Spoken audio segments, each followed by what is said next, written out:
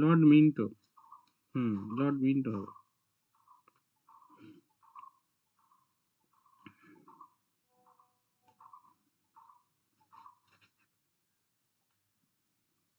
হুম, ঠিক আছে। লাস্ট প্রশ্ন, ভারত মাতার ছবি অঙ্কন করেন কে?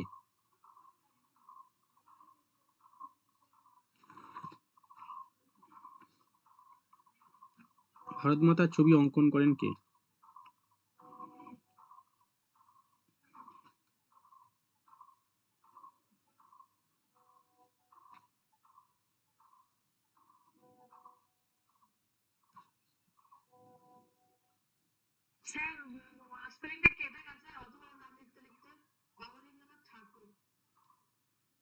হ্যাঁ, ঠিক আছে। ডালিয়া, চয়নিকা, সুনন্দা, দেবদিতা, নার্গিস, মৌমিতা, সহেলি।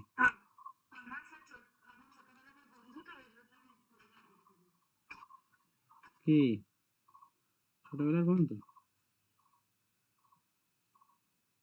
আচ্ছা,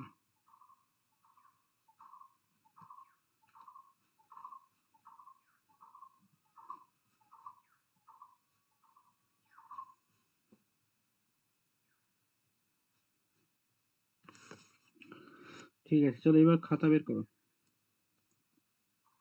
দেখাবো। আগের দিন কতটা হয়েছিল? লাস্ট মহারাষ্ট্র শুরু হয়েছে।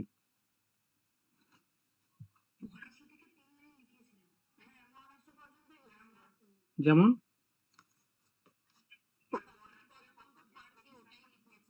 ঠিক আছে, চলো।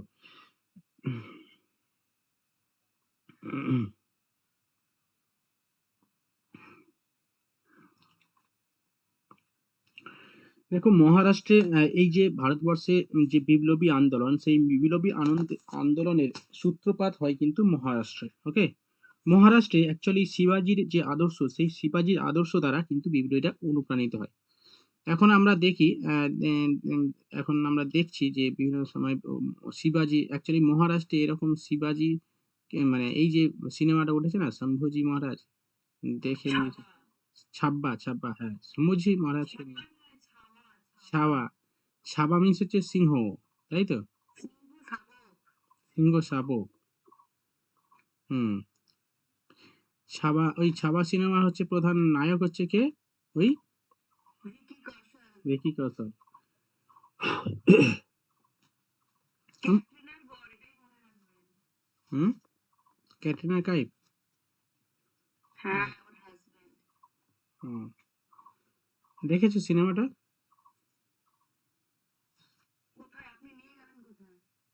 আচ্ছা, আমি নিয়ে যাবো। আচ্ছা, ও বাবা, এখানে স্যার। টিকিট তাহলে এবার করতে হবে তো। টিকিট, টিকিট ক টাকা করে চলছে? তাহলে টিকিট তাহলে ব্যবস্থা করি, আমার সিনেমা আছে কিন্তু।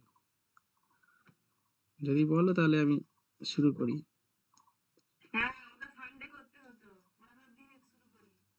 হুম, ঠিক আছে। তো দেখছি, আমি পেয়ে যাবো আশা করি, কারণ হচ্ছে আমার তো সিনেমার একটা ইয়ে আছে, হাব আছে।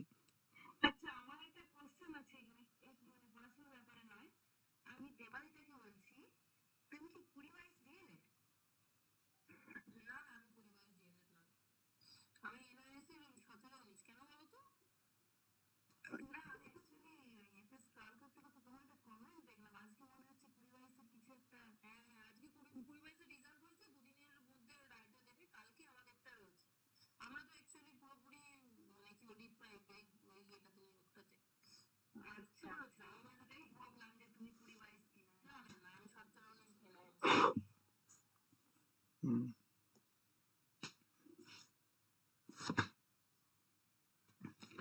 চলো, মহারাষ্ট্রে বিপ্লবী আন্দোলনের যে আদর্শ, সেই আদর্শ শিবাজির দ্বারা অনুপ্রাণিত হয়েছিল, ঠিক আছে, বিপ্লবীরা। এবং এই বিপ্লবী আন্দোলনের যাকে দ্বারা আর কি মহারাষ্ট্রে বিপ্লবী আন্দোলন শুরু হয়েছিলেন, তিনি হচ্ছেন বাসুদেব বলবন্ত ফালকে, ঠিক আছে। এবং তিনি হচ্ছে ভারতবর্ষে ব্রিটিশ শাসনের বিরুদ্ধে প্রথম বিদ্রোহী হয়ে ওঠেন এবং বিদ্রোহী সশস্ত্র বিদ্রোহ পরিচালনা করেন। ওকে, বাসুদেব বলবান ফালকেকে। সেই কারণে ভারতবর্ষের মানে সশস্ত্র বিদ্রোহ, এরকম নরপন্থী বিদ্রোহ না, একদম সশস্ত্র বিদ্রোহের প্রবক্তা যাকে বলা হয়, এই বাসুদেব বলবান ফালকেকে বলা হয়। ঠিক আছে?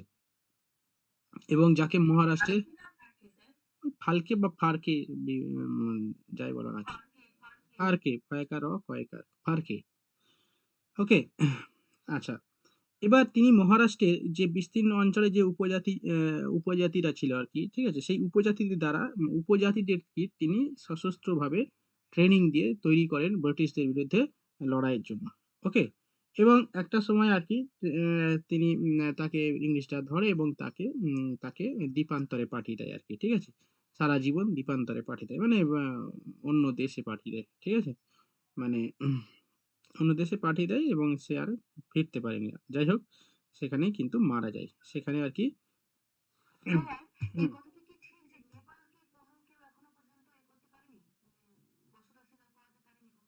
না, নেপালকে কোনো, হ্যাঁ, ইংরেজরাও পারেনি, এতটাই শক্তিশালী ছিল সেই সময়, মানে নেপালকে, অ্যাকচুয়ালি নেপাল হচ্ছে পাহাড়ি ইয়ে দিয়ে ঘেরা, তো সেই কারণে শত্রুরা অতি সহজে ইয়ে করতে পারে না, আক্রমণ করতে পারে না, এবং আক্রমণ করলেও কিন্তু ওই তারা প্রতিহত করে দেয়।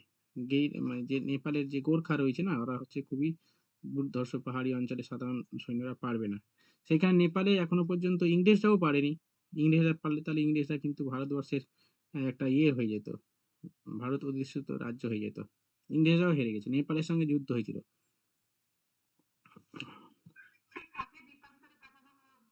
ওই বাসুদেব বলবান, হ্যাঁ, বাসুদেব বলবান ফালকেকে দ্বীপান্তরে পাঠানো হয়, মানে দ্বীপান্তর মানে আরবে, এখানে আন্দামানে না, এই বাসুদেব বলবানকে আরবে পাঠিয়ে দেওয়া হয়, ঠিক আছে। হ্যাঁ, অ্যাকচুয়ালি ওই ওই দিক থেকে আর কি, আরব সাগরের ওই দিক থেকে সুবিধা, এডেন উপসাগর, এই এডেন উপসাগরে ওই অঞ্চলে।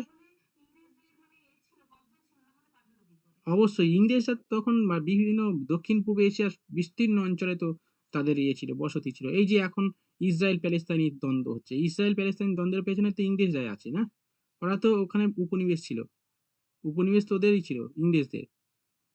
এবং সেই সময় এই যে ইসরায়েল প্যালেস্তাইন, ইসরায়েল আহ, উম, কি করেছিল, এই যে ইসরায়েল প্যালেস্তাইন তখন আর কি ইংরেজরাই এটা সৃষ্টি করেছিল, ঠিক আছে, যে প্যালেস্তাইন ইসরায়েলদের কি করেছিল, একটা প্রতিশ্রুতি দিয়েছিল যে তোমরা, আমরা এখান থেকে বেরিয়ে যাব, তোমরা এখানে চলে আসবে, ঠিক আছে, মানে প্যালেস্তাইনিদের বলেছিল, প্যালেস্তাইন না, ইসরায়েলদের।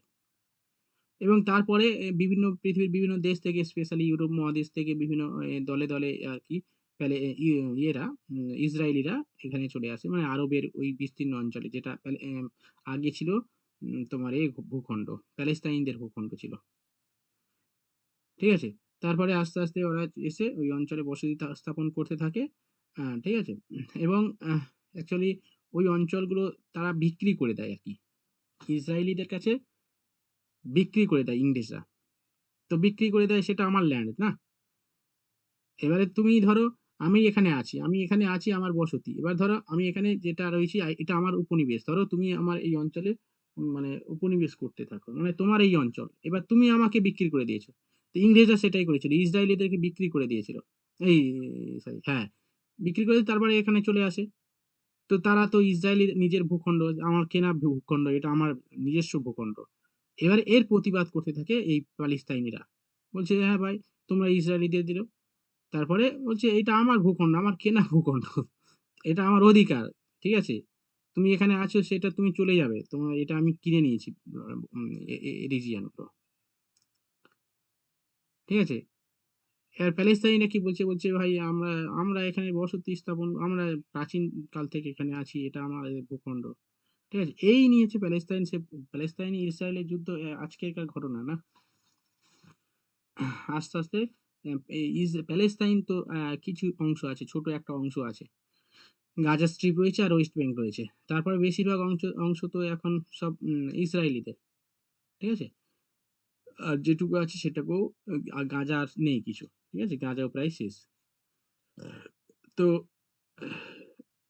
এই রেণু উপসাগর থেকে শুরু করে আরবের বিস্তীর্ণ অঞ্চল ব্রিটিশদের, এবং দক্ষিণ পূর্ব এশিয়ার সমস্ত অঞ্চল তো ব্রিটিশদের বা ইউরোপীয় যে শক্তি ছিল তাদের উপনিবেশ ছিল। সেই কারণে বিভিন্ন জায়গায় তারা ইচ্ছা মতো জেল নির্মাণ করতো সেখানে আর কি, যারা বিভিন্ন জায়গা থেকে অপরাধী তাদেরকে রেখে দিত। ঠিক আছে? আচ্ছা, এরপরে আর কি তাহলে এরপরে আর কি মহারাষ্ট্রের রবিনহুড যাকে বলা হয় আর কি, ওই বাসুদেব বলবন্ত ফালকে। এছাড়াও আরো একজন আছে যারা হচ্ছে চাপেকার ভ্রাতৃদ্বয়। ঠিক আছে? চাপেকর ভ্রাতৃদ্বয়। এই চাপেকর ভ্রাতৃদ্বয় কারা? একজন হচ্ছে গোপাল হরি চাপেকার আর হচ্ছে বালকৃষ্ণ হরি চাপেকার। ঠিক আছে? এরা হচ্ছে এক গুপ্ত সমিতির মানে স্থাপন করেছিল। এই গুপ্ত সমিতি স্থাপন করে সেখান থেকে ভারত ইংরেজদের বিরুদ্ধে যুদ্ধ করেছিল, যেমন বাংলাতে শুরু হয়েছিল। ঠিক আছে? এবং এই সময় আর কি 1897 সাল নাগাদ, 1897 সাল নাগাদ মহারাষ্ট্রে মানে পুনেতে আমরা সেই পড়েছিলাম, কত সালে সেই প্লেগ হয়েছিল মনে আছে?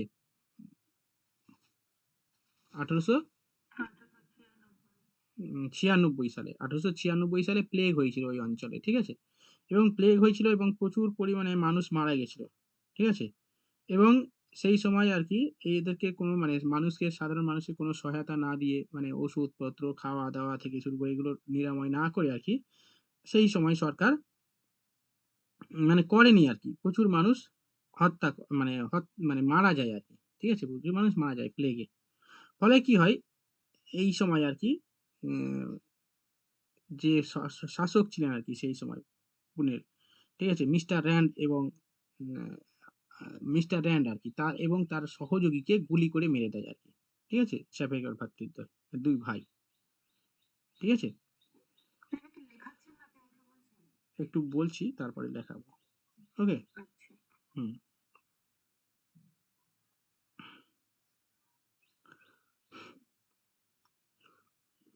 ওকে। এরকম বিভিন্ন ঘটনা রয়েছে। এছাড়াও বিভিন্ন ভারতবর্ষের বিভিন্ন স্থানে অর্থাৎ মহারাষ্ট্রে বিভিন্ন বিপ্লবী সংগঠন গড়ে ওঠে। ঠিক আছে?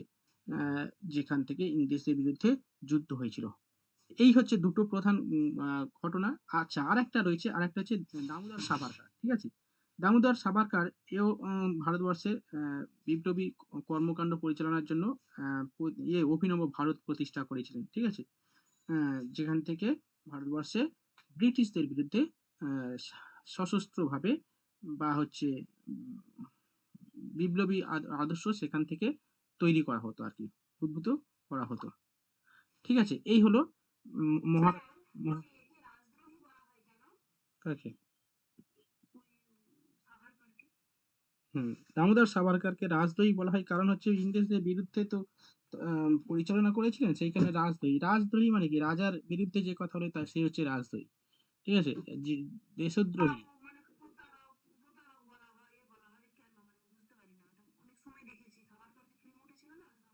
হ্যাঁ, হ্যাঁ।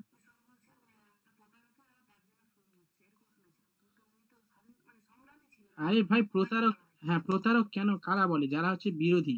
যেমন ধরো এই যে সাভারকার, এই যে বিভিন্ন ধরনের সাভারকার রয়েছে, অ্যাকচুয়ালি এরা হচ্ছে এর আদর্শে অনুপ্রাণিত, মানে অ্যাকচুয়ালি বলবো চরমপন্থী আদর্শে অনুপ্রাণিত। ঠিক আছে? হ্যাঁ, চরমপন্থী আদর্শে অনুপ্রাণিত।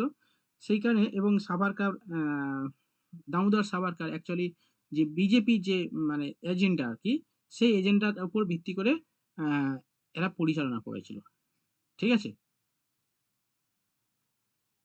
বুঝতে পেরেছো? হ্যাঁ। সেখানে হ্যাঁ,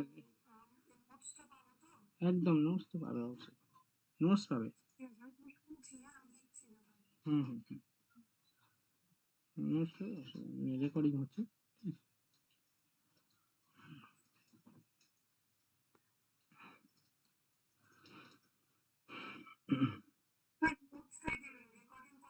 হুম, ঠিক আছে। চলো, তো এ হলো। আচ্ছা, এরপরে চলো ইনফরমেশন কিছু আমি লিখে দিই, তারপরে আমি বলছি। ওকে। আগের দিন যতটুকু লিখেছো তারপর থেকে লিখে যাও যে মহারাষ্ট্রের শিবাজির আদর্শ দ্বারা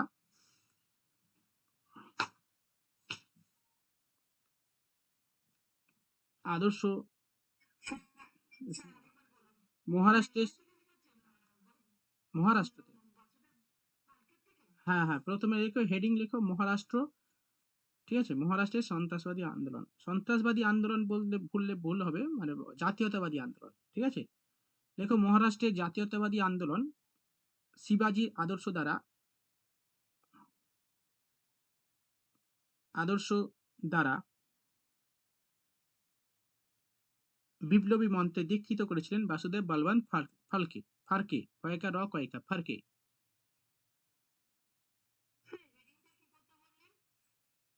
মহারাষ্ট্রের জাতীয়তাবাদী আন্দোলন,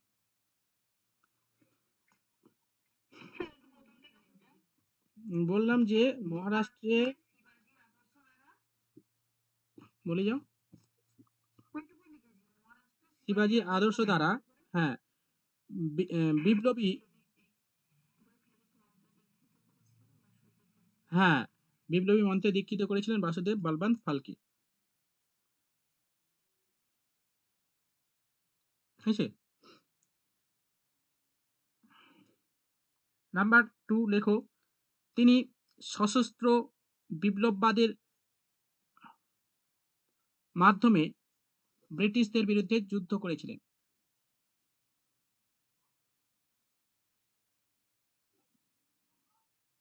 তাই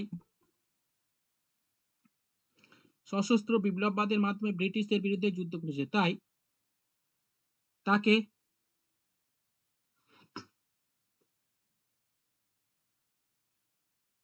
সশস্ত্র বিপ্লববাদের জনক বলা হয়।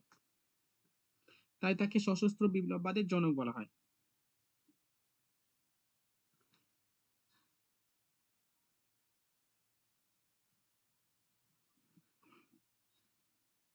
হয়েছে, এবার মহারাষ্ট্রের অ্যাকচুয়ালি এর মাধ্যমে আর কি, অ্যাকচুয়ালি তিনি প্রথম ভারতবর্ষে এই বিপ্লববাদের সূচনা করেছিলেন, পুরো ভারতবর্ষে। ঠিক আছে, বাংলাতে কিন্তু না। ঠিক আছে, তো এটা লিখে নাও, ভারতের প্রথম বিপ্লবী আন্দোলন শুরু হয়েছিল মহারাষ্ট্রে।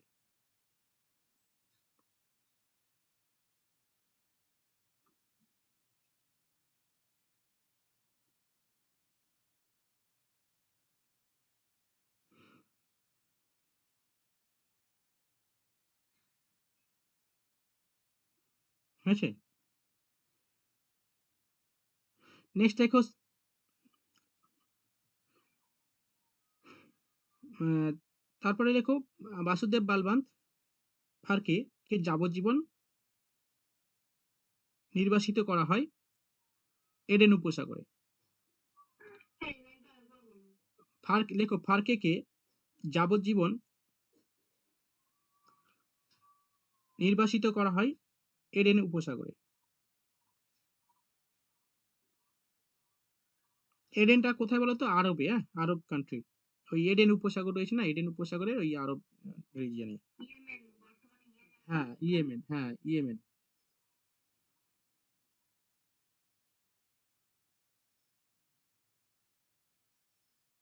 নেক্সট, এডেন, এডেনে একার ডয়কার দন্ত নেই, এডেনে।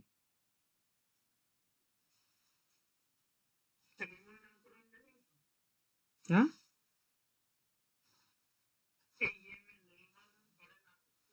ইয়েমেন। ইয়েমেন রেমাল যারের নামকরণ করেন, ঠিক ঠিক, ইয়েমেন। ইয়েমেনে কি কফি পাওয়া যায়? মোচা কফি। এবং ইয়েমেনে একটা বন্দর আছে, তার নাম মোকা। মোকা, হ্যাঁ, হ্যাঁ, ওখান থেকে মোকা ঝড়টা এসছে। ইয়েমেন বিখ্যাত, ওখান থেকে কফি রপ্তানি হয়। ইয়েমেন হচ্ছে ওই অঞ্চল থেকে প্রচুর কফি রপ্তানি হয়, যে কফিটা পাওয়া যায়, মোচা কফি, সেইখানে ওর নাম মোচা বন্দর, তার থেকে নাম হয়েছে। যাই হোক, এরপরে চলো চাপেকার ভ্রাতৃদ্বয়। লেখো, চাপেকার ভ্রাতৃদ্বয় লেখো, হিন্দু ধর্ম অন্তরায় বিনাশী সংঘ প্রতিষ্ঠা করেন।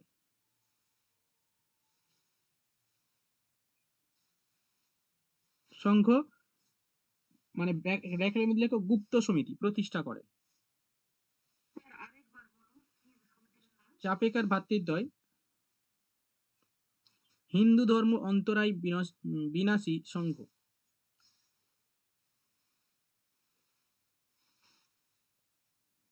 ঠিক আছে, প্রতিষ্ঠা করেন। এটা একটা গুপ্ত সমিতি, ব্র্যাকেটের মধ্যে লিখে নিতে পারো।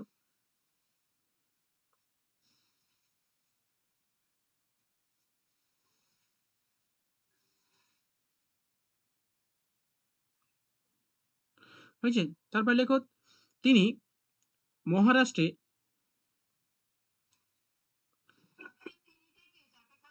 হ্যাঁ, হ্যাঁ, হ্যাঁ, চাপেকর। মানে তিনি বললে ভুল হবে, দুজনে আরকি। হ্যাঁ, লেখো ১ নম্বর লেখো বালকৃষ্ণ হরি চাপেকর।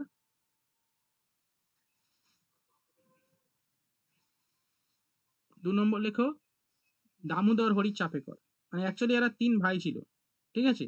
মানে বালকৃষ্ণ, তারপরে হচ্ছে দামোদর, আর একটা হচ্ছে বাসুদেব। হ্যাঁ,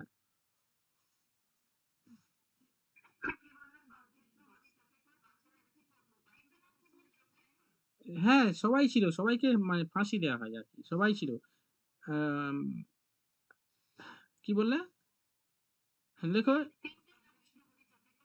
লেখো বালকৃষ্ণ আর হচ্ছে উম দামোদর হরি চাপেকর। হয়েছে? চলো। এরা দুজনে লেখো plague commissioner mister Rand, plague commissioner mister র‍্যান্ডকে, র‍্যান্ড এবং মহারাষ্ট্রের প্লেগ কমিশনার মিস্টার র‍্যান্ড ও তার সহযোগীকে প্লেগ, প্লেগ, পয়লা বৈশাখে প্লেগ,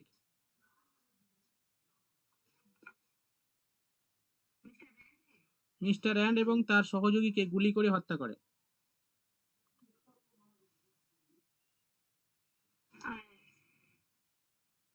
হ্যাঁ? আয়ারস্ট। হ্যাঁ, মিস্টার র‍্যান্ড এবং আয়ারস্ট।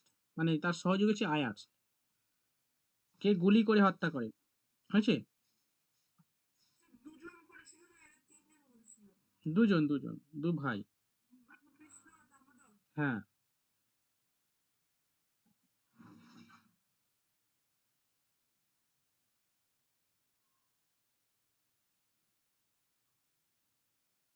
হয়েছে?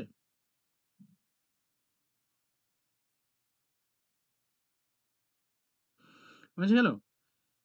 আচ্ছা, এই হলো অ্যাকচুয়ালি এই যে হত্যাকাণ্ড, এই হত্যাকাণ্ড না আমাদের ভারতবর্ষে তখন মানে এটা হচ্ছে ১ম হত্যাকাণ্ড আরকি। মানে ব্রিটিশদের বিরুদ্ধে যে ক্ষোভ, আমরা এখন সেই পরবর্তীকালে ১৯০৮ সালে মানে ১১ সালে এই সময় আমরা আমাদের বাংলাতে এই কর্মকাণ্ড শুরু হয়েছিল। মানে এই বিপ্লবী কর্মকাণ্ড শুরু হয়েছিল। অ্যাকচুয়ালি ১৯০২ সাল থেকে শুরু হয়েছিল। কিন্তু মহারাষ্ট্রে একটু আগে শুরু হয়ে গেছিল এবং যেখানে শুরু করেছিলেন আরকি বাসুদেব বলবন্ত, তারপরে পরবর্তীকালে অ্যাক্টিভলি মানে পার্টিসিপেট করে তারা ব্রিটিশদের বিরুদ্ধে যুদ্ধ বা হচ্ছে প্রতিশোধ নিয়েছিলেন আরকি এই চাপেকর ভ্রাতৃদ্বয়। গুলি করে হত্যা করেছিল। কারণ তারা অন্যায় করেছে এবং অন্যায় আমাদের মানে ভারতবর্ষের মানুষদের বিরুদ্ধে অন্যায় করেছে। সেইখানে যে কমিশনার তারা ঠিকঠাক রায় দেয়নি। ফলে কি হয়? তাদেরকে হত্যা করে দেয়। আয়ারস্ট এবং হচ্ছে আ র‍্যান্ডকে হত্যা করে। ওকে? এবং এটাই ভারতের ১ম হত্যাকাণ্ড আরকি। সন্ত্রাসবাদী হত্যাকাণ্ড। ঠিক আছে? সন্ত্রাসবাদী হত্যাকাণ্ড কেন বলা হচ্ছে? অ্যাকচুয়ালি সন্ত্রাসবাদী বলা উচিত হয়নি। যারা ইতিহাস লিখেছে এরা সন্ত্রাসবাদী বলে উল্লেখ করেছে। এগুলো আবার বিভিন্ন জায়গায় আমরা দেখেছি। হ্যাঁ, ওই কারণে। কিন্তু এখানে আরে ভাই, তা বলে ভারতবর্ষে তারা কাদের বিরুদ্ধে যুদ্ধ করে? কাদের জন্য যুদ্ধ করেছে? ভারতবর্ষের মানুষের জন্য তো যুদ্ধ করেছে। এবারে এই এ এ আবার কিছু, কিছু বইয়েতে দেখি ইতিহাস পড়াচ্ছি। জাতীয়তাবাদী আন্দোলন। আবার কিছু, কিছু বইয়ে দেখি এই বাসুদেবকে করা হচ্ছে। বলছে যে সন্ত্রাসবাদের জনক বলা হচ্ছে। এগুলো কি কেন হচ্ছে? এগুলো ঠিকঠাক না তো, না? এই সন্ত্রাসবাদের জনক বলা হচ্ছে। এগুলো ঠিকঠাক না। মানে ভুলভাল সব জিনিস। হ্যাঁ, মানে যারা ধরো লিখেছে সন্ত্রাসবাদী। কি রে ভাই! যাই হোক, আ এটা হচ্ছে ভারতের ১ম হত্যাকাণ্ড। এরপরে আরকি অ্যাকচুয়ালি এই যে তারা মেরে দিয়েছিল, কিন্তু এর মেরে দেওয়ার পরে আরকি এই সেই মানে সেই একজন থাকে না? কি বেশ বলে ওটাকে? এই চামচা, ব্রিটিশদের চামচা, এই ব্রিটিশদের চামচা ছিল কয়েকজন আরকি। গণেশ ছিল, রামচন্দ্র ছিল। এরা বলে দেয় আরকি। বলছে হ্যাঁ, হ্যাঁ, এই চাপেকর ২ ভাই মেরেছি আরকি। ফলে কি হয়? পুলিশদেরকে ধরিয়ে দেয় আরকি। মানে তাদেরকে ধরিয়ে দেয়। ওকে, কি? হ্যাঁ,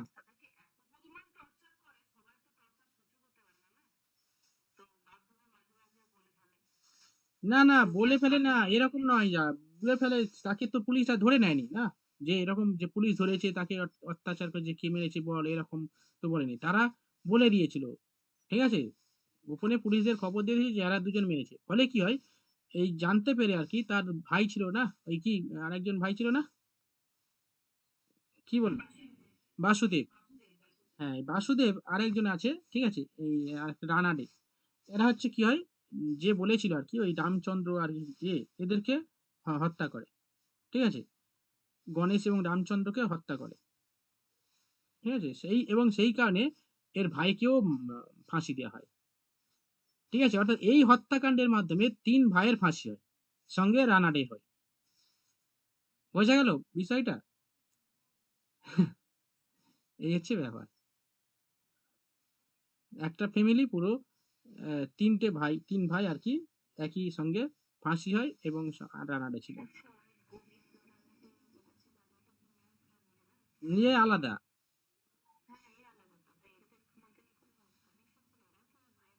না না গোবিন্দ রানাডে অনেক পরে তো, ঠিক আছে, আচ্ছা এরপরে আমরা মহারাষ্ট্রের কিছু আচ্ছা আরেকজন আছে সাভারকার, লিখো সাভারকার, দামোদর সাভারকার,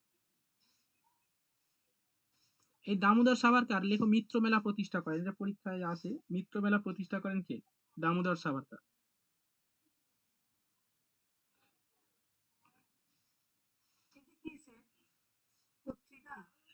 লেখো মিত্র মেলা, অ্যাকচুয়ালি এটা একটা সংগঠন, যেটা কিনা বিপ্লবী আদর্শ দ্বারা পরিচালিত একটা সংগঠন, যেমন অভিনব অনুশীলনী সমিতি ছিল না, সেরকম আর কি মিত্র মেলা, এটা হচ্ছে প্রতিষ্ঠা করেন আর কি সাভারকার, আগে অভিনব ভারত ছিল, ঠিক আছে,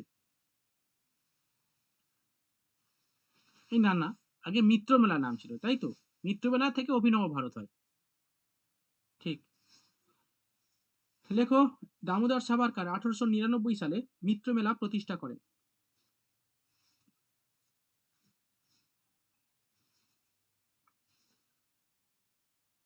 পরবর্তীকালে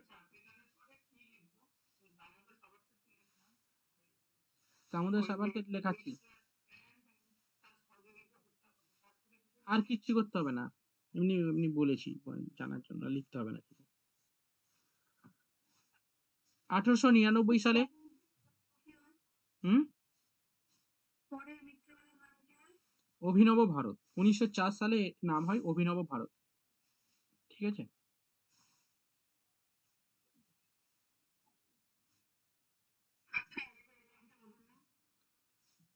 পরবর্তীকালে 1904 সালে মিত্রমেলার নাম হয় অভিনব ভারত,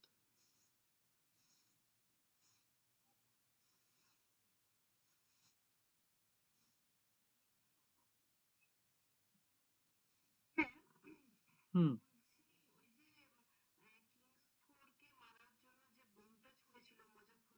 হুম, হুম,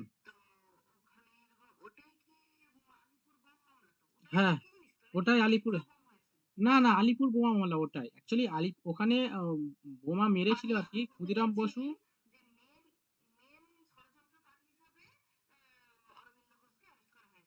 হ্যাঁ হ্যাঁ, অ্যাকচুয়ালি ওখানে যে যারা দিয়ে গিয়েছিল প্রফুল্ল চাকি এবং ক্ষুদিরাম, এরা হচ্ছে এই অভিনব না অনুশীলনী সমিতির আর কি সদস্য, এখান থেকে ট্রেন্ড হয়ে ওখানে গিয়ে ওদেরকে বোমা মারে, এবারে মাথা ধরবে না কোথায় দিয়ে, এই কোথা থেকে ওই বাগান বাড়িতে এসে সার্চ করে দেখলো এরা হচ্ছে নায়ক, ঠিক আছে, এবং পরবর্তীকালে অনেকজনকে গ্রেপ্তার করে, তাদের মধ্যে বেশিরভাগ আর কি কয়েকজনের ফাঁসি হয়, অনেকজনের সারা জীবন জেল হয়, তো যাই হোক চিত্তরঞ্জন বাঁচিয়ে দেয় অরবিন্দ ঘোষকে, ও মানে বিভিন্ন ভাবে আর কি আইনের এতে, এবং অরবিন্দ বাঁচিয়ে দেওয়ার পরে অরবিন্দ ওই জেলেতেই ছিল, কিন্তু 1 বছর জেলে ছিল অরবিন্দ, এবং 1 বছর জেলে থেকে আর কি তার একটা ওই জেলের মধ্যে আর কি তিনি মানে ইয়ে হয়, মানে তখন ওই জেলের মধ্যে হ্যাঁ ট্রান্সফরমেশন হয়, মানে তখন জেলেতে ধ্যান করতো, ধ্যান করে করে করে করে এমন হয়ে যায় সে হচ্ছে ঈশ্বরের দেখা পায়। ঠিক আছে? এবং ঈশ্বরের দেখা পায় এবং সেখান থেকে আরকি ভগবানের নির্দেশ পায় আরকি যে মানুষকে মানুষের আমাদের ভারতবর্ষের মানুষের মধ্যে যে আ চেতনা জাগ্রত করতে হবে। এই চেতনা জাগ্রত করা ছাড়া কখনো কিন্তু সম্ভব নয়। হিংসার মাধ্যমে কাউকে করা যাবে না। মানে বিনাশ করা যাবে না। এবং এই কারণে গান্ধীবাদী হয়েছিলেন মানে অ্যাকচুয়ালি গান্ধীবাদী ভারতবর্ষের মানুষকে চেতনা জাগ্রত করার জন্য শুধু এই যে মানে এটা করলে হবে না, চেতনা জাগ্রত করতে হবে। সেই চেতনা আধ্যাত্মিকতার মাধ্যমে সেই চেতনা জাগ্রত করতে হবে। ঠিক আছে? এবং আধ্যাত্মিকতার মাধ্যমে চেতনা জাগ্রত করতে পারলেই কিন্তু তাহলে কি হবে? একটা জাতি উন্নতি হবে।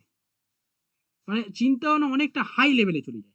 অ্যাকচুয়ালি এই আধ্যাত্মিকতা আমরা এই যে ভাবি যে আধ্যাত্মিকতা বিষয়টা এই যে আ সবাই পারে না এবং এই আধ্যাত্মিকতা আলাদা একটা পাওয়ার এনে দেয়। ঠিক আছে? আইআইটি বাবা। হ্যাঁ, আইআইটি বাবা শুধু না এরকম অসংখ্য বাবা রয়েছে যারা কিনা একটা সময় সব মানে আইআইটি মানে ভালো মানে জায়গায় মানে সে কখনো এই যে রামকৃষ্ণ মিশনে যারা সব স্বামীজি তারা তো বিশাল কোয়ালিফাইড সব।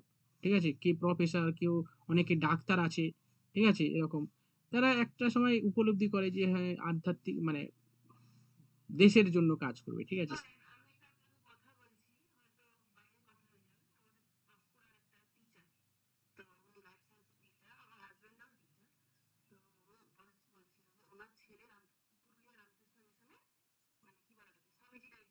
হুম, হুম।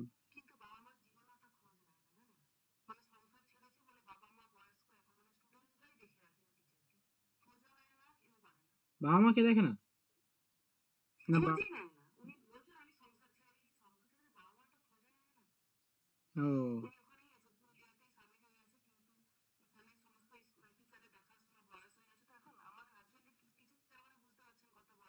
হ্যাঁ।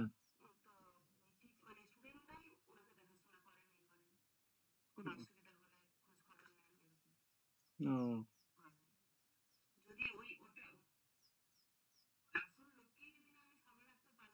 হ্যাঁ, হ্যাঁ, এই কি বলবো বিভিন্ন হ্যাঁ, মোহমায়া কাটিয়ে গেছে। সত্যি এটা হতে পারে। যে সংসার যে যার যে এসছে পৃথিবীতে সে একাই চলে যাবে। এরকম হতে পারে। ঠিক আছে? নাহলে এই যে যারা এই আইআইটি বাবা এরা কি করে পারে? হ্যাঁ, তার বাবা, মা, সংসার, ধর্ম সব ছেড়ে চলে যায়। গিয়ে মানে সাধু হয়ে মানে মানে পাহাড়, পর্বত, জঙ্গলে, গুহাতে বসে ধ্যান করছে সারাদিন। ওরা এই সারাদিন ধ্যান করে। এটাই হচ্ছে ওদের কাজ। এবারে হুম,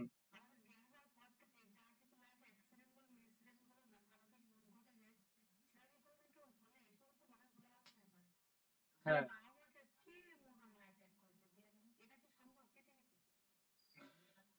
ওই সম্ভব না হলে তাহলে কিন্তু ওই আমাদের গৌতম বুদ্ধ ধর্ম প্রচার করতে পারতেন না। ঠিক আছে? গৌ গৌ হ্যাঁ, গৌতম বুদ্ধ ধর্ম প্রচার করতে পারত না।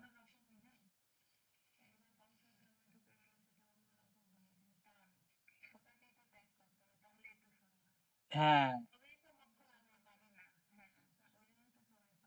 হ্যাঁ, এটা হচ্ছে মেইন কথা। ঠিক আছে? ইভেন ওই গৌতম বুদ্ধ তার ২ টো বউকে ছেড়ে চলে গেল না? মহাবীর মানে একটা আচ্ছা, সন্তান ছিল। তুমি বলো, তুমি কি ছেড়ে যেতে পারবে একদিনের জন্য নাকি? হাসব্যান্ডকে ছেড়ে চলে যেতে পারবে? একদিনের জন্য? পারবে না।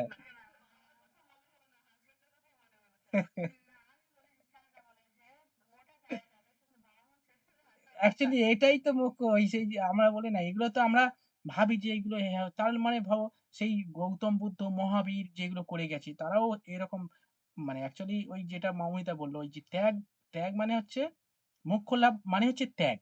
ত্যাগ করতে পারলেই তুমি সবকিছু জয় করতে পারবে। এই হচ্ছে ব্যাপার। চলো। এবার এরকম অনেক কিন্তু আছে অ্যাকচুয়ালি আমরা এখন বুঝতে পারছি না। অনেক সাধু রয়েছে এখন বা অনেক যোগী রয়েছে যারা হচ্ছে মোক্ষ লাভ করেছে হয়তো। ঠিক আছে? এই যে পাওয়ার এত, এই পাওয়ারটা কোথা থেকে আসে? এই যে এত পাওয়ার বিভিন্ন বিভিন্ন রয়েছে তাদের যে আধ্যাত্মিকতা শক্তি রয়েছে। শক্তির মাধ্যমে এইসব আসে। না হলে আসবে কি করে? চলো যাই হোক অনেক এক্সট্রা কথা হয়ে গেল। এবার চলো মহাবীর না মহাবীর না দামোদর সাভারকার হয়েছে অভিনব ভারত প্রতিষ্ঠা করেন। চলো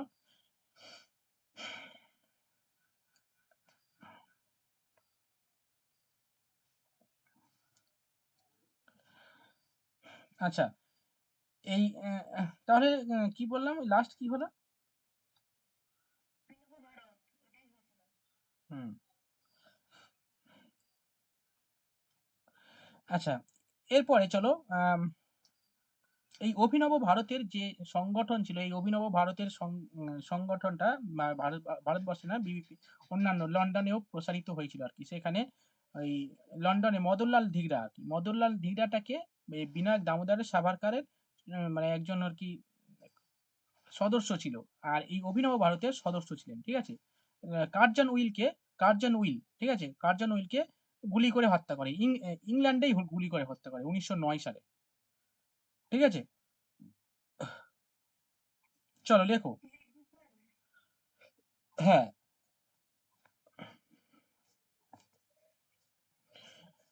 আহ, লেখো মদন লেখো মদনলাল ধিংড়া, মদনলাল, হ্যাঁ লেখো লন্ডনে মদনলাল ধিংড়া কার্জন উইলকে গুলি করে হত্যা করে। মানে ইংরেজ আবার ইংল্যান্ডের মানে ইংরেজদেরকে আবার হত্যা করে, ঠিক আছে। এই অভিনয় কার্জন উইল,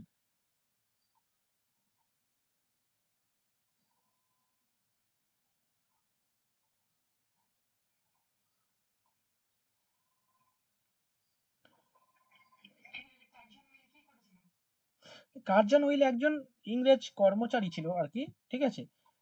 যিনি কিনা একজন উচ্চপদস্থ ইংরেজ কর্মচারী, ভারতবর্ষের উচ্চপদস্থ ইংরেজ কর্মচারী, ঠিক আছে।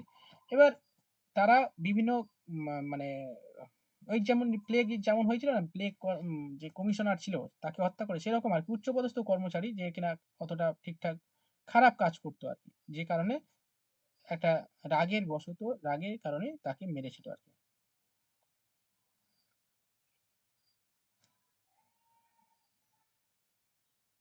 এরপরে চলো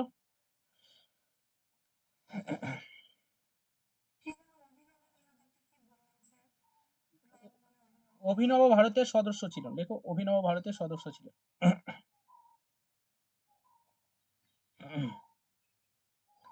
হয়েছে।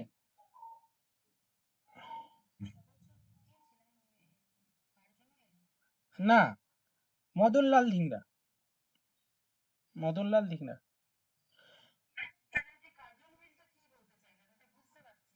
এই দেখো,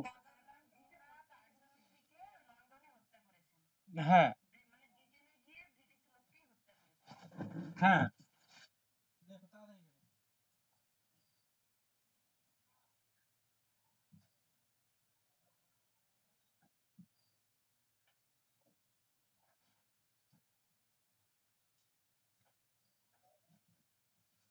হয়েছে।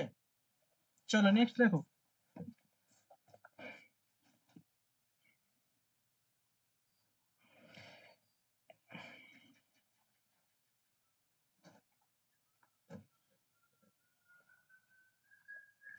আচ্ছা এবার লেখো অভিনব ভারতের অভিনব ভারতের সদস্যরা,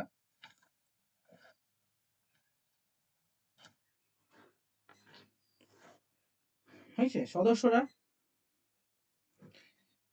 নাসিকের ম্যাজিস্ট্রেট নাসিকের ম্যাজিস্ট্রেট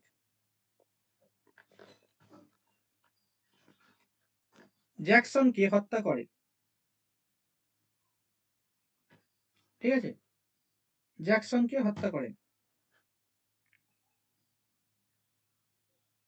ওকে, এবারে হত্যা করেছিল কারা? ওই অভিনব ভারতের সদস্যরা। ওকে। এবং যারা ছিলেন আর কি মেন নায়ক ছিল, লক্ষণ হরি, কানু হরি ছিলেন, আর দামোদর সাভারকার মানে মেন লোক ছিল আর কি, ঠিক আছে। এবং আরো কয়েকজন ছিল। তো যাই হোক, এদেরকে মানে এরা হচ্ছে কি করে হত্যা করে, কাকে? জ্যাকসনকে। জ্যাকসন কে ছিলেন? জ্যাকসন হচ্ছে নাসিকের যে ম্যাজিস্ট্রেট ছিল, জেলা ম্যাজিস্ট্রেট ছিল, তাকে হত্যা করে। এবং এই হত্যাকাণ্ড নাসিক ষড়যন্ত্র মামলা নামে পরিচিত, ঠিক আছে। এই নাসিক ষড়যন্ত্র মামলা তাহলে কি কোন দলের সঙ্গে যুক্ত? অভিনব ভারতের সঙ্গে যুক্ত, ঠিক আছে। এবং কে করেছিলেন? ওই লক্ষণ কানহরি, ওকে।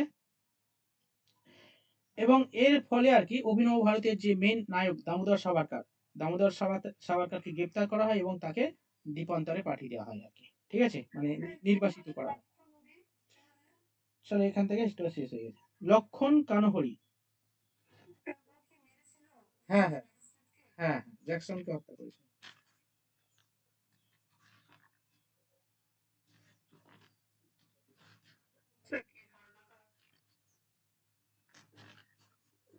নাসিক ষড়যন্ত্র মামলা।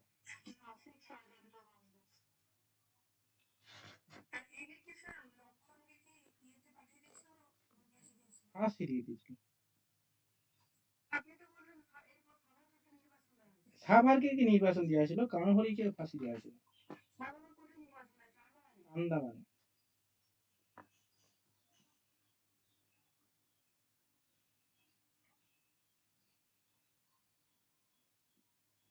চলো।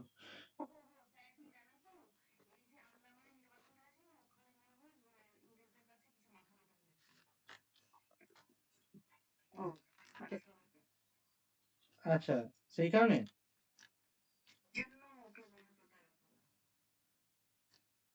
ও আচ্ছা,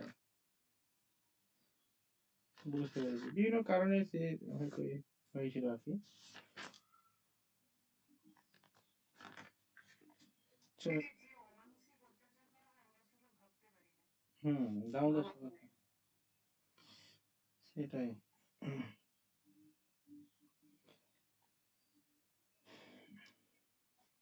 আচ্ছা।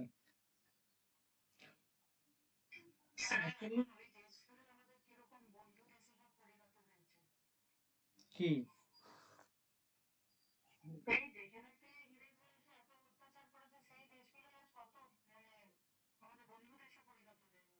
হুম, কি করবে, সময়ের সঙ্গে সঙ্গে তাল মিলিয়ে চলতে হবে এবারে। শত্রু বন্ধু না, কেউ কারো শত্রু না, কেউ কারো বন্ধু না, ঠিক আছে। ইন্টারন্যাশনাল রিলেশন এটাই। মানে তুমি আমার সঙ্গে যেমন বিহেভিয়ার করবে, আমি তোমার সঙ্গে তেমন বিহেভিয়ার করবো, ঠিক আছে।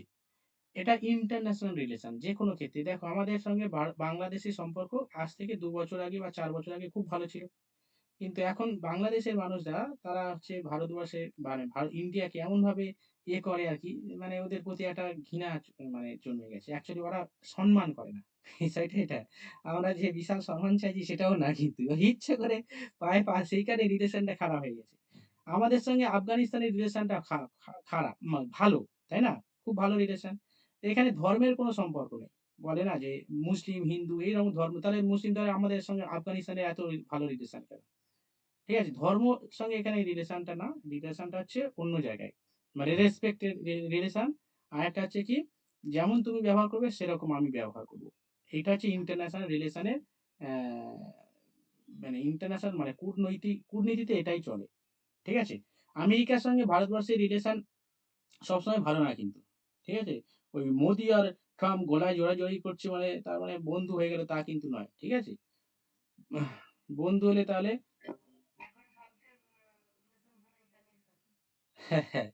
ইতালির সঙ্গে সম্পর্ক ভালো। ঠিক আছে? যাই হোক, মেলোনি তো আছে, তো সেই কারণে গার্লফ্রেন্ডের সঙ্গে রিলেশন তো ভালো থাকবে, স্বাভাবিক। আহ তো যেটা বলছিলাম, তো কখনো কখনো যদি ইন্ডিয়া ইয়ে করে আর কি, তখন আমেরিকা ইয়ে করে দেবে আর কি, বিভিন্নভাবে বিভিন্ন কূটনৈতিক চাল চালবে। ভারতও সেরকম করবে। বা পাকিস্তানের সঙ্গে এরকম এত খারাপ রিলেশন কেন? এখানে রিলেশনটা অন্য জায়গায়। সেখানে হচ্ছে প্রতিরক্ষার ক্ষেত্রে এ সমস্যা তৈরি করছে, সন্ত্রাসবাদের কর্মকাণ্ড চালাচ্ছে, এই সমস্ত নানা কারণ রয়েছে, সেই কারণে ভারতের সঙ্গে পাকিস্তানের রিলেশনটা এরকম খারাপ। কেন? ও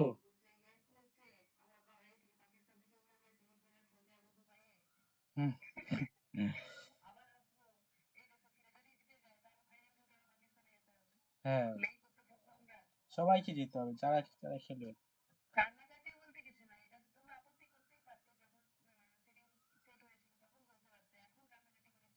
হ্যাঁ না ওরা ভেবেছিল হয়তো শুধু পাকিস্তানের সঙ্গে হয়তো খেলা যাবে না, কিন্তু পাকিস্তানে যাবে না তার মানে ভারত সব জায়গায়তে যাবে, ভারত ফাইনালেও যাবে, তার মানে সবাই যে যাবে তাদেরকেও যেতে হবে দুবাই। ও হ্যাঁ জিততে পারবে না, কে বলেছে? পারবে না।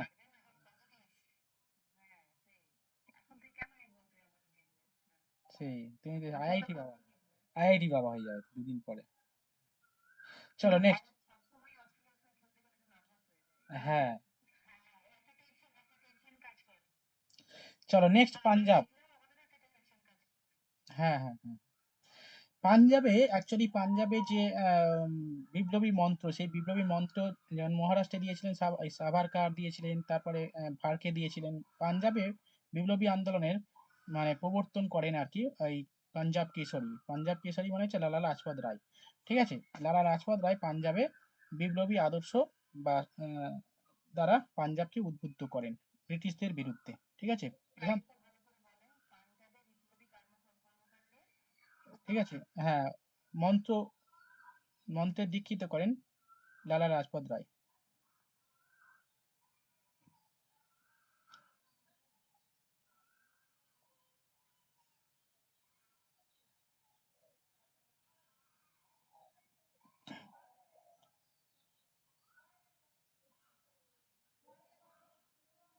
আচ্ছা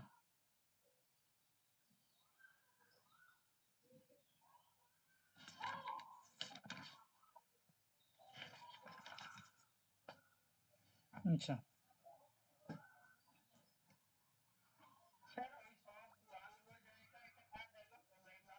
রঞ্জিত সিং এর, না না না।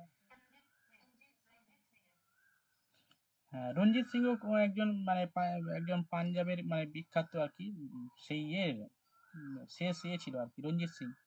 আহ, মানে ব্রিটিশরাও ভয় পেত রঞ্জিত সিংকে। মানে রঞ্জিত সিং এর সময় কি ছিল বলতো, গভর্নর জেনারেল,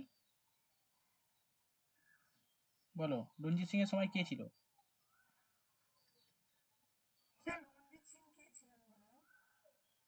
আরে আমাদের সেই পাঞ্জাবের যে শিখ শিখ শিখ নেতা ছিলেন আর কি, বিখ্যাত শিখ নেতা ছিলেন রঞ্জিত সিং। এবং রঞ্জিত সিং এর যে রঞ্জিত সিং এর চোখ কানা ছিল, ঠিক আছে, একটা চোখ কানা ছিল। তো কিন্তু এবার খুব একটা শিক্ষিত ছিল না, নিরক্ষর ছিলেন। কিন্তু ইংরেজরা তার যে মানে যে উম, মানে কি বলবো, তার যে মানে ক্ষমতা আর কি, ইংরেজরাও ভয় পেত। বলো রঞ্জিত সিং এর সময় কে ছিলেন ইংরেজ মানে গভর্নর জেনারেল কে ছিলেন? ভাইসরয়, গভর্নর ভাইসরয় কে ছিলেন? কি গো সবাই চুপ কেন? 1909 সাল নাগাদ, 1909 সাল না, 1900, রঞ্জিত সিং তো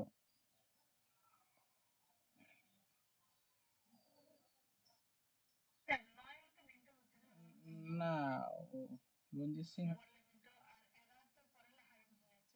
পাঞ্জাব 1948। হ্যাঁ 1809, 1809 রঞ্জিত সিং তো 1900 হবে না 1800। আচ্ছা পাঞ্জাব দখল করে 1848 সালে তাই তো, 1848 সালে Lord Dalhousie, Lord Dalhousie, Lord Dalhousie যখন ছিল তখনই হ্যাঁ।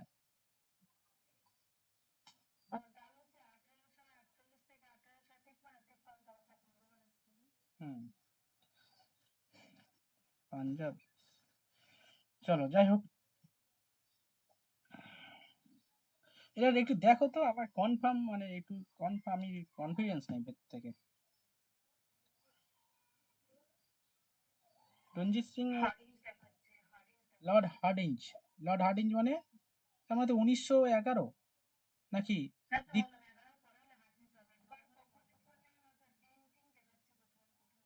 Painting, lord William Bentinck. Hardinge হচ্ছে তাহলে দ্বিতীয় হার্ডিঞ্জ হবে, না প্রথম হার্ডিঞ্জ।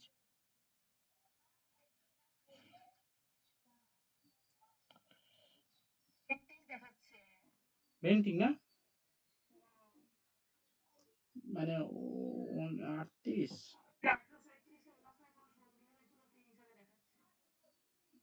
আচ্ছা, ঠিক আছে চলো। আচ্ছা এবার চলো নেক্সট দেখো, এই পাঞ্জাবে গদর পার্টি প্রতিষ্ঠা হয়, ঠিক আছে লেখো। গদর পার্টি অ্যাকচুয়ালি পাঞ্জাবে প্রতিষ্ঠা হয় না, মানে এটা আমেরিকায় প্রতিষ্ঠা হয় 1913 সালে।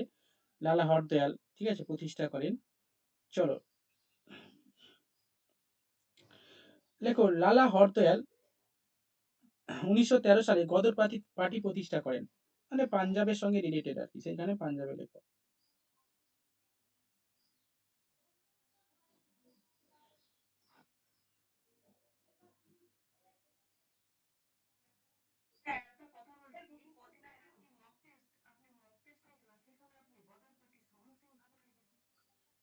তাহলে ওই ইয়ে হবে, ওই কিছু একটা সম্পাদক সম্পাদক হবে মনে হয়। ওই প্রশ্নটা দেখতে হবে। দুজনেই ছিল। হ্যাঁ, হ্যাঁ, একজন সম্পাদক ছিলেন আর একজন ইয়ে ছিল। উম, উম, হ্যাঁ, হ্যাঁ। চলো নেক্সট, এই পাঞ্জাব থেকে সেরকম কিছু নেই। ওকে, চলো এবার দেখো ভারতের বাইরে বিদেশি, ভারতের বাইরে। হ্যাঁ 1913। হুম হুম। ভারতের বাইরে বিদেশি কর্ম মানে বিপ্লবী কর্মকাণ্ড, শুধু ভারতবর্ষে বিপ্লবী কাণ্ড হয়নি, ভারতবর্ষের বাইরেও কিন্তু আহ, বিপ্লবী কর্মকাণ্ড হয়েছিল, যেটা ঠিক আছে, ইনফরমেশন কিছু আমাদের জানতে হবে, ঠিক আছে। বিদেশিরা মানে বিদেশে যারা ভারতীয় যারা বসবাস করতো বা এখনো করে প্রচুর পরিমাণে বিদেশি, আমাদের ভারতবর্ষে মানে ভারতের যা মানুষ বিদেশে বাস করে প্রায় 30% কাছাকাছি মানুষ পৃথিবীর সমস্ত দেশে ভারতীয়রা আছে। হ্যাঁ, যাই হোক, আম, বিদেশে বসবাসকারী ভারতীয়রা তারাও কিন্তু বিপ্লবী, মানে বিপ্লবী আদর্শ তারা উদ্বুদ্ধ হয়েছিল আর কি, ঠিক আছে। সেটা ইংল্যান্ডে হতে থেকে শুরু করে জার্মানি, ফ্রান্স থেকে শুরু করে আফগানিস্তান থেকে শুরু করে মার্কিন যুক্তরাষ্ট্র, পৃথিবীর বিভিন্ন স্থানে এই বিপ্লবী গুপ্ত সমিতি প্রতিষ্ঠা হয়েছিল, যারা আধুনিক শিক্ষায় শিক্ষিত হয়ে যারা বিদেশে পড়াশোনা করতো, তারাও কিন্তু এই মানে তারা এই বিপ্লবী কর্মকাণ্ড পরিচালনা করতেন, ঠিক আছে। যেমন নেতাজি যখন করেছিল আর কি, যখন বিপ্লবী কর্মকাণ্ড পরিচালনা করেছিলেন, অন্যান্য দেশে যারা বিপ্লবী ছিল তারা তাদের সঙ্গেও যোগাযোগ ছিল, ঠিক আছে। যাই হোক, তো আমাদের মানে এই বিপ্লবী কর্মকাণ্ড অ্যাকচুয়ালি পরিচালনা করেছিলেন, ঠিক আছে, যারা করেছিলেন তারা সবাই কিন্তু উচ্চ শিক্ষিত মানুষ, ঠিক আছে। শ্যামজি কৃষ্ণ বর্মা নাম তোমরা শুনেছো প্রত্যেকে। এই শ্যামজি কৃষ্ণ বর্মা হচ্ছে লন্ডনের একজন অধ্যাপক, ঠিক আছে, লন্ডনের একজন অধ্যাপক শ্যামজি কৃষ্ণ বর্মা। ওকে, হ্যাঁ, এখানে তিনি কি করেছিলেন, একটা সোসাইটি প্রতিষ্ঠা করেছেন যার নাম হচ্ছে ইন্ডিয়ান হোম রুল সোসাইটি। ওকে, এই ইন্ডিয়ান হোম রুল সোসাইটি, যে যার মাধ্যমে তারা গুপ্ত মানে গোপন ভাবে তারা বিপ্লবী কর্মকাণ্ড চালাতো, ঠিক আছে। লেখো, লন্ডনে প্রবাসী ভারতীয় শ্যামজি কৃষ্ণ বর্মা 1905 সালে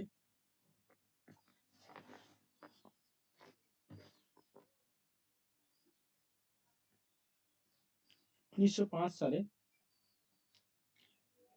ইন্ডিয়ান হোম রুল সোসাইটি প্রতিষ্ঠা করেন।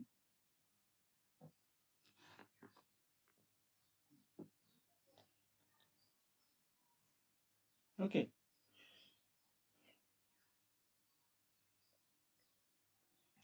তারপরে তিনি তিনি লেখো, তিনি লন্ডনে ইন্ডিয়ান হাউস প্রতিষ্ঠা করেন, ইন্ডিয়ান হাউস প্রতিষ্ঠা করেন।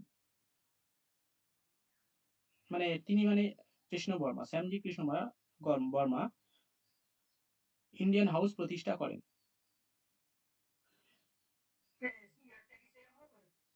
হ্যাঁ, হ্যাঁ, ইয়ার লিখতে হবে না, ইয়ার এখানে ইয়ার লিখতে হবে না। ইন্ডিয়ান হাউস কে প্রতিষ্ঠা করেন এটাই পরীক্ষা আছে, শ্যামজি কৃষ্ণ বর্মা, কোথায়? লন্ডনে। ঠিক আছে। আচ্ছা, তিনি আরেকটা পত্রিকা প্রকাশ মানে ইন্ডিয়ান হাউস, এই ইন্ডিয়ান হাউস বলতে এরকম নয় যে সেখানে একটা ভারতবর্ষের ওই কর্মকাণ্ড পরিচালনা হ্যাঁ, গুপ্ত কর্মকাণ্ড পরিচালনার জন্য ইন্ডিয়ান হাউস প্রতিষ্ঠা করেন। ঠিক আছে।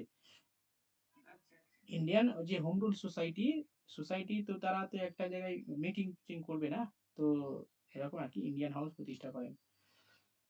ঠিক আছে। এবং ভারতবর্ষের জন্য, ভারতবর্ষে যাতে বিপ্লবী কর্মকাণ্ড প্রচার হয় আর কি, বিদেশে অন্যান্য জায়গায়, সেই কারণে তিনি একটা পত্রিকা প্রকাশ করেছিলেন, যার মাধ্যমে আহ, এই যারা বিপ্লবী আদর্শে দীক্ষিত হয় তাদের তাদের জন্য আর কি।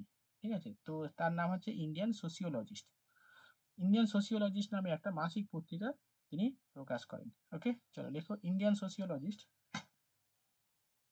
বা মাসিক পত্রিকা প্রকাশ করেন ইন্ডিয়ান সোসিওলজিস্ট।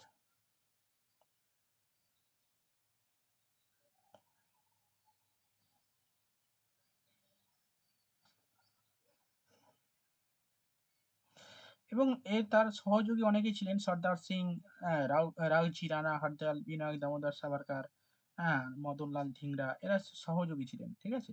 যাই হোক, সর্দার সিং বন্দে মাতরম, তলোয়ার, ইন্ডিয়ান ফ্রিডম পত্রিকা সম্পাদন করতেন। যাই হোক, আচ্ছা, এখানে ইন্ডিয়ান হাউস লন্ডনে। আচ্ছা, এখানে 1906 সালে ভারতে মদনলাল ধিংরা, এরা লিখে দিয়েছি কার জন্য উইলকে হত্যা করে। ওকে।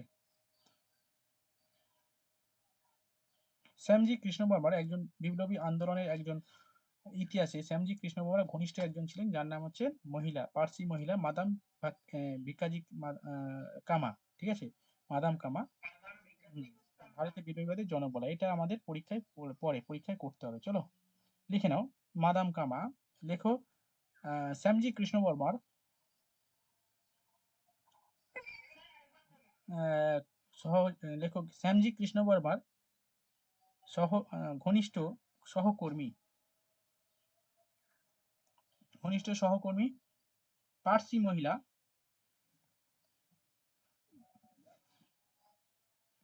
পার্সি মহিলা মাদাম ভিকাজি রুস্তমজি কামা।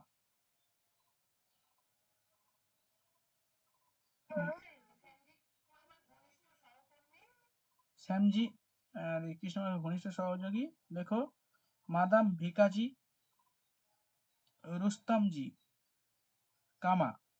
সংক্ষেপে নামটা লিখে নাও, মাদাম কামা।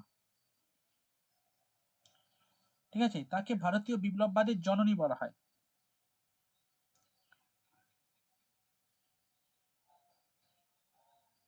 ঠিক আছে। কেন? কারণ ভারতের তিনি বিপ্লবী মানে কর্মকাণ্ড পরিচালনা করার জন্য এবং ভারতকে ফ্রি করার জন্য ফ্রি ইন্ডিয়া সোসাইটি, আচ্ছা এটা লিখে নাও, তারপর লেখো জননী বলা হয়, ভারতের বিপ্লববাদের জননী বলা হয়। ওকে। এবং ভারতীয়দের মানে ইংল্যান্ডে ভারতীয় যে তরুণ আছে তাদেরকে সংঘবদ্ধ করার উদ্দেশ্যে তিনি লন্ডনে ফ্রি ইন্ডিয়া সোসাইটি প্রতিষ্ঠা করেন। চলো লেখো, লন্ডনে বিপ্লবী, লন্ডনে তরুণ বিপ্লবীদের সংঘবদ্ধ করার উদ্দেশ্যে তিনি ফ্রি ইন্ডিয়া সোসাইটি প্রতিষ্ঠা করেন।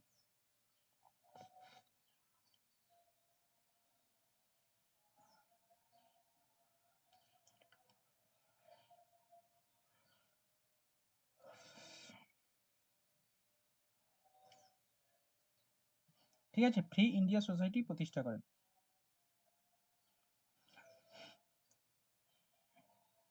ঠিক আছে। লেখো, ভারতীয় তরুণদের সংঘবদ্ধ করার জন্য লন্ডনে ফ্রি ইন্ডিয়া সোসাইটি প্রতিষ্ঠা করেন। ওকে।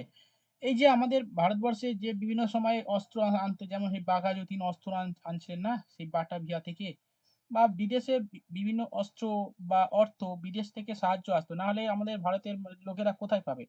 ওই এই যে অস্ত্র শস্ত্র সাহায্য করতো না, এইরকম ভারতে ভারতীয় যারা বিদেশে বসতি মানে থাকতো আর কি, তারা তো এমনি ছোটখাটো লোক না, মানে ধনী লোক, তারা তো তাদের কাছে প্রচুর টাকা, তারাই টাকা পাঠাতো, ঠিক আছে। এই যে কামা, এই মাদাম কামা মানে প্রচুর অর্থ মানে দিয়েছিলেন আর কি ভারতের স্বাধীনতার জন্য, এবং ওইখানে মাদাম মানে জননী বলা হয়। এবং এই মাদাম কামা খুবই মানে ধনী লোক ছিল আর কি। ভারতীয় না, ইনি ভারতীয় না, পার্সি মহিলা, এবং প্রচুর মানে মানে ধনী পার্সি মহিলা যাকে বলা হয়, ঠিক আছে, প্রচুর টাকা পয়সা ছিল। এবং তিনি ভারতের স্বাধীনতার জন্য প্রচুর অর্থ এবং অস্ত্র পাঠাতো বিদেশ থেকে, ঠিক আছে।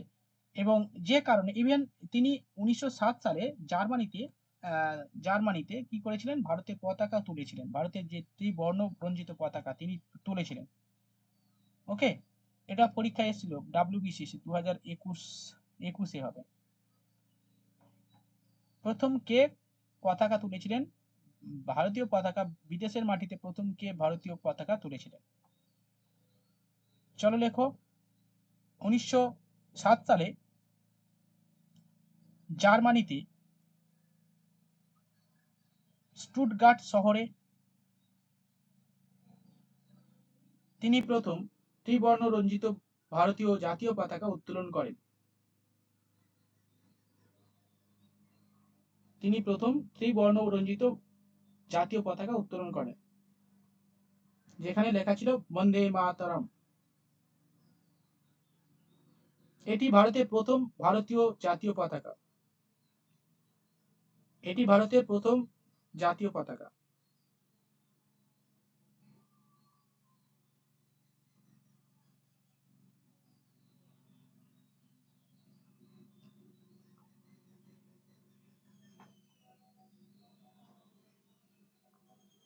হয়েছে?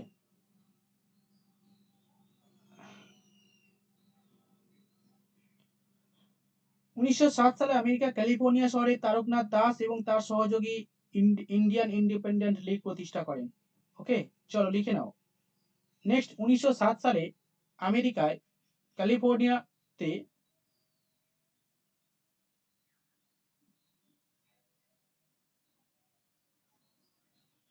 তারকনাথ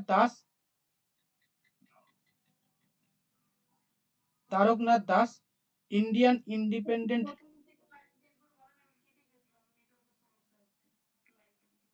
1907 সালে আমেরিকার ক্যালিফোর্নিয়ায় তারকনাথ দাস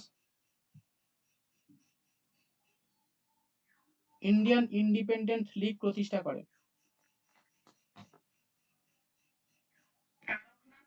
হ্যাঁ, তারকনাথ দাস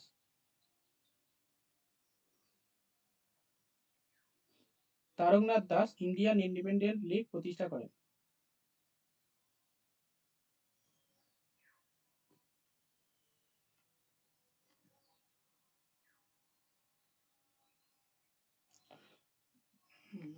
চলো নেক্সট।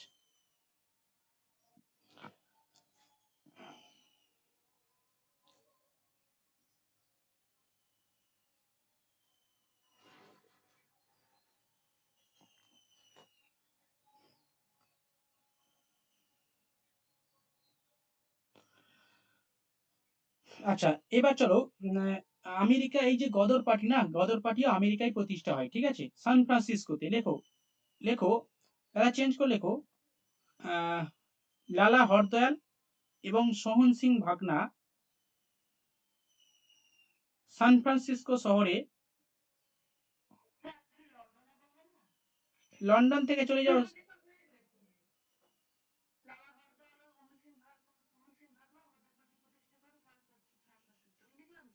আচ্ছা, লেখা হয়ে গেছে না? আচ্ছা, ঠিক আছে। আচ্ছা, গদর শব্দের অর্থ লিখে নাও বিপ্লবী, যদি না লেখা থাকে লিখে নাও, বিপ্লবী কথার অর্থ বিপ্লবী।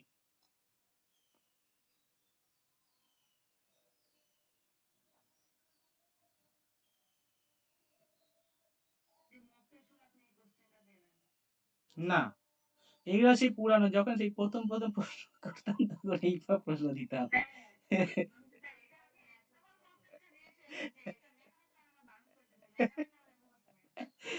তখন মক টেস্ট হলে এই প্রশ্নটাই দিতাম, কারণ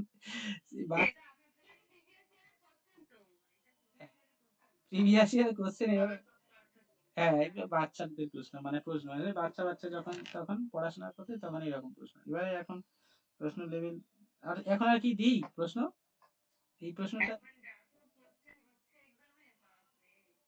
হ্যাঁ সেই, চলো নেক্সট, লেভেল চেঞ্জ হবে। এবার চলো নেক্সট হচ্ছে যেটা বলছিলাম, এবার আছে ওই কোমাগাতু মারুস জাহাজ, ঠিক আছে, কোমাগাতু মারুস জাহাজের গল্প, ঠিক আছে, যেখানে ডালিয়া কিছুদিন আগে ঘুরে গেল, এটা হচ্ছে,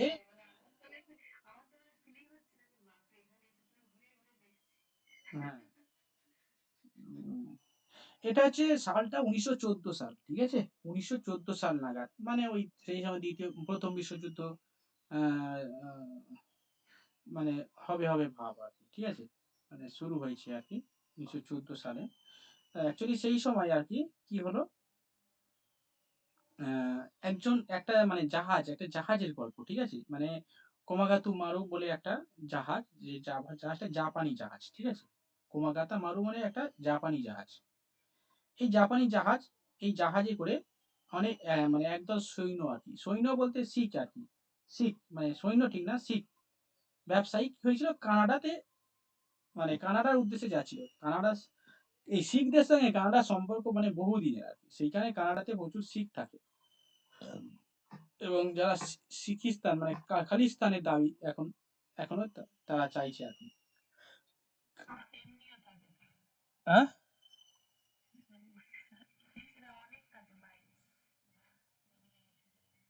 শিখ,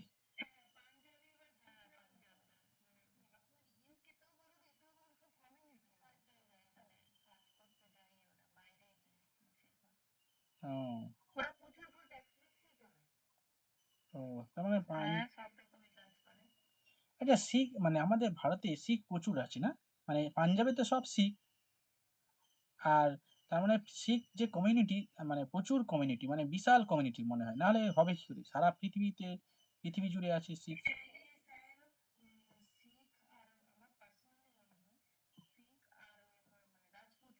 হুম, হ্যাঁ, বা যে কোনো উনি, ওরা, হ্যাঁ সত্যি,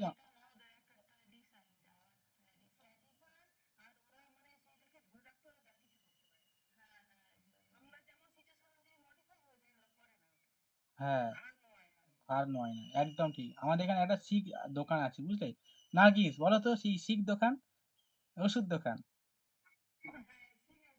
সিং অ্যান্ড সিং, ওরে ভাই, সে তার মানে সে মানে এই ওষুধ দোকানটা কি বিশাল ওষুধ দোকান, এবং সব মানে লাইন দিয়ে বিক্রি হয় আর কি, মানে প্রচুর, দোকানটা বিশাল, কম দামে দেয় এবং হচ্ছে বিশাল করে ফেলেছে, হ্যাঁ, মানে বিশাল এখানে,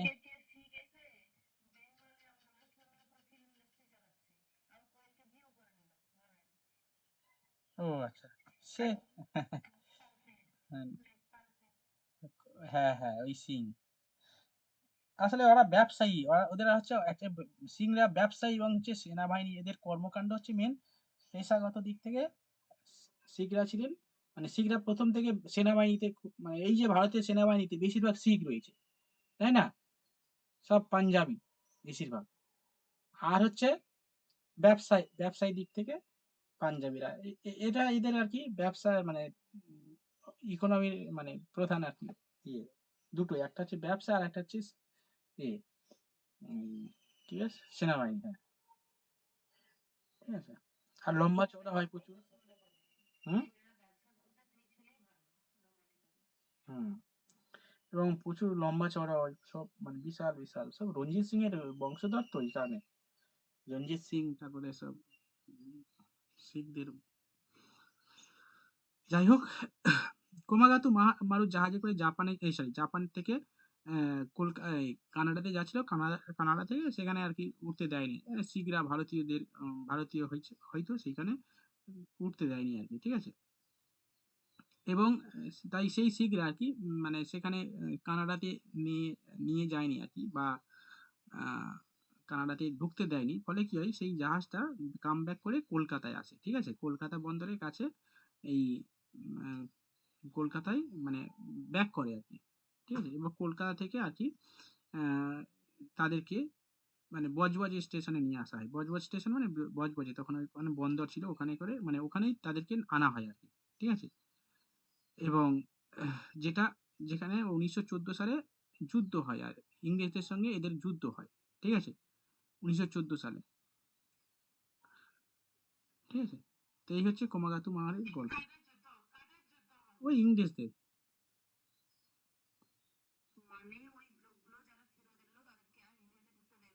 হুম।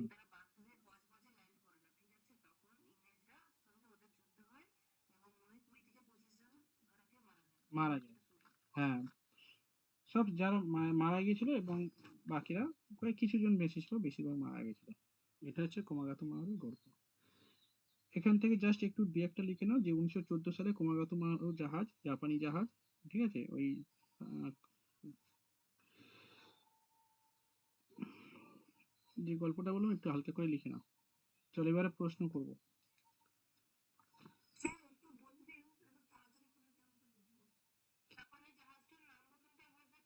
জাপানি জাহাজটার নাম লেখো